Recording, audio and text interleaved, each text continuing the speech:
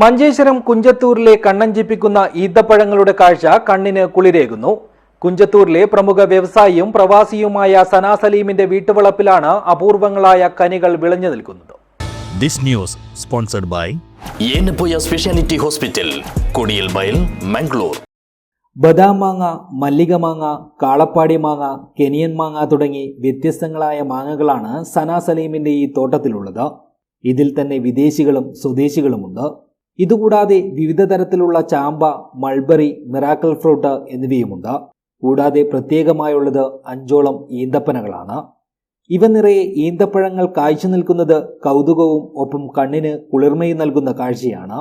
6 വർഷങ്ങൾക്ക് മുൻപ് ആന്ധ്രാപ്രദേശിൽ നിന്നും കൊണ്ടുവന്നതാണ് ഈ ഈന്തപ്പനകൾ.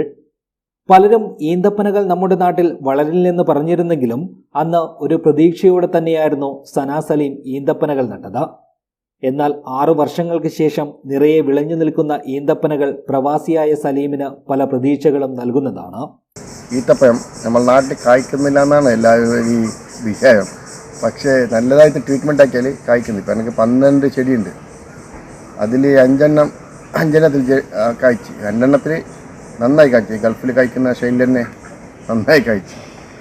അതുപോലെ എൻ്റെ ഈ ഗാർഡനിൽ ഇഷ്ടംപോലെ ഫ്രൂട്ട്സ് ഉണ്ട്. ഡിഫറെൻറ്റ് വെറൈറ്റീൻ്റെ ഫ്രൂട്ട്സ് ഉണ്ട്. റംബുട്ടാൻ ഉണ്ട്, മെഗോഷ്യൻ ഉണ്ട്, പിന്നെ ബെരി ഉണ്ട്, കുറേ വെറൈറ്റി ചെറി ഐറ്റംസ് ഉണ്ട്, പിന്നെ മാങ്ങ ഉണ്ട്, ചക്ക ഉണ്ട്. ഇതോടൊപ്പം തന്നെ കൗതുക കാഴ്ചയായി ഓറഞ്ചും മൂസമ്പിയും റംബൂട്ടാനും ചെറിയുമുണ്ട്. പഴവർഗ്ഗങ്ങൾക്ക് പുറമെ നിരവധി ഔഷധച്ചെടികളും ഈ വീട്ടുവളപ്പിലെ വൈവിധ്യങ്ങളുടെ കലവറയായി തഴച്ചു വളരുന്നുണ്ട്.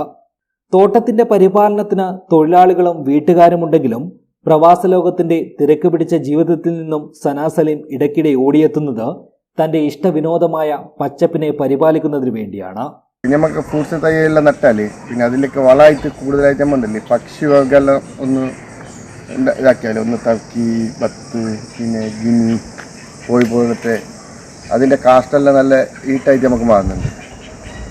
അതും എൻ്റെ ഫാമിലേക്ക് ഏറ്റവും നന്ന ഈ ഫ്രൂട്ട്സെല്ലാം ഉണ്ടാകാനുള്ള കാരണമായിട്ട് പറയാം.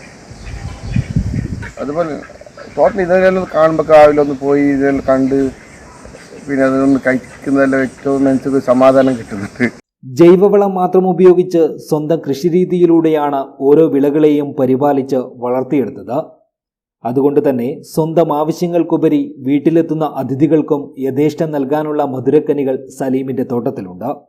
വിവിധ ഇനങ്ങളിൽപ്പെട്ട കോഴികൾ, താറാവ്, ടർക്കി കോഴികൾ, വളർത്തുപക്ഷികൾ എന്നിവയും ഈ വീട്ടുവളപ്പിലുണ്ട്.